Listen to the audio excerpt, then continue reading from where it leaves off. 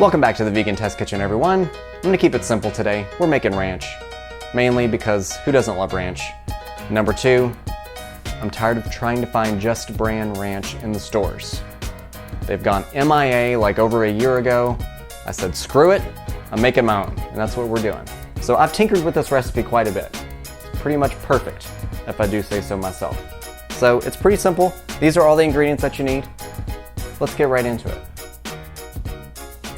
First thing you're gonna need is a good vegan mayo. Once again, if you can find just brand mayo in the stores, good luck. As of November 2019, they're nowhere to be found. So HELLMANN'S has a vegan mayonnaise that's absolutely delicious. Grab that. You're gonna need 1 1/4 cup. All right, now you're gonna need 1/3 cup plus a tablespoon of almond milk. You can use whatever non-dairy milk you want.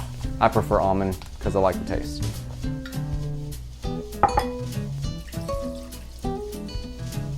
And we're gonna add a tablespoon of parsley, a 1/2 teaspoon each of garlic and onion powder, a 1/4 teaspoon of dill, and a 1/4 teaspoon of salt, along with a 1/2 teaspoon or more of apple cider vinegar.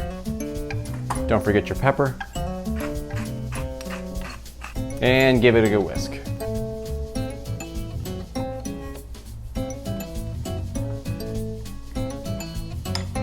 And there you have it, perfect vegan ranch.